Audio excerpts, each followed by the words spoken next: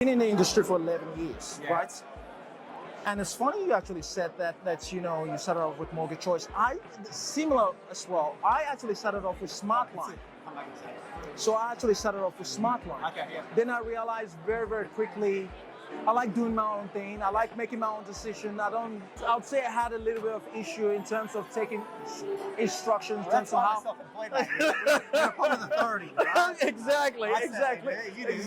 So, I gave that up just 1 year into it. Then ever since then, I got myself involved with Finsure. Right. So I was one of the first brokers within Finsure. I actually started internally within Finsure with John Calendar and, being with Finsure when Finsure started in the very humble early days to where Finsure is right now. Every time I think about that, it actually gives me goosebumps.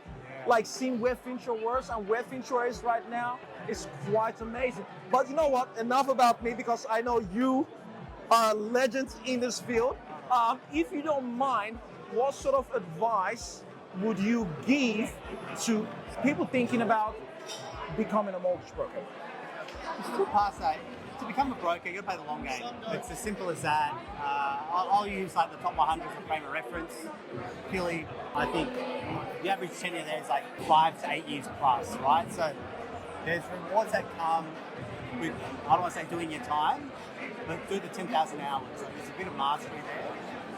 For new to industry brokers, I would be getting in front of as many high-performing brokers as possible. And that's one thing that I did personally, is I met the people that I wanted to aspire to be like, took everything I could from them and just implemented it as quickly as possible. And so you can come to PD days and you go to like all the information sections, you got to do something with that information, you got to execute.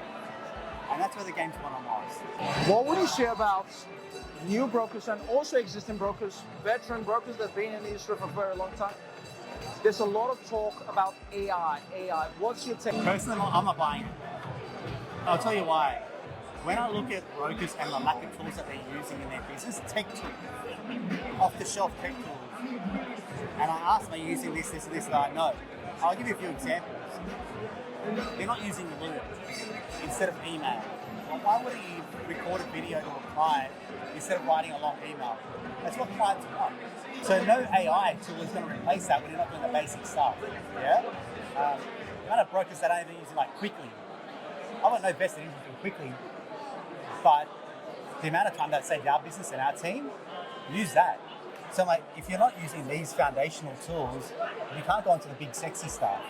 And so the big sexy stuff is reserved for the businesses and the brokers that have mastered the basic tech foundations and are moving to more advanced. It's quite amazing listening to you say this, and you say it's the basic. For me personally, I only started using Loom videos like 2 years ago, and it's been around for quite a while. And there's so many other industries, so many other businesses that don't implement Loom. Yeah. It took me a while to get into that habit of doing that, and ever since I never went back. I was like, why haven't I been using this for all these years? File notes. So why are you sitting there writing file notes and typing? Record your file notes, upload to your CRM, it's done in 30 seconds. And you said something about Quikli. Yeah. I know what Quikli is, who they are, what they do. For the sake of the viewers, can you just tell them, what's Quikli? Quikli is an online servicing calculator that aggregates every single lender's servicing calculator, puts it into one. You click of a couple of buttons and you've got every single lender's results. Right. Again, I've admired what they've done, so I'm a big fan. Our team love it as well. So to me, I'm like, if a broker is not using that, you're left behind the game. But you're doing manual work when we're doing electronic work. There's a gap in time as well. So yeah, that's another simple tool that I'd be recommending. And one final question. Yeah. What's the one thing you can leave to brokers today? I know I've placed you on the spot, but what's the one piece of advice you could leave to brokers that they can take away today and implement, or be a better broker, or be a better person, or build an empire?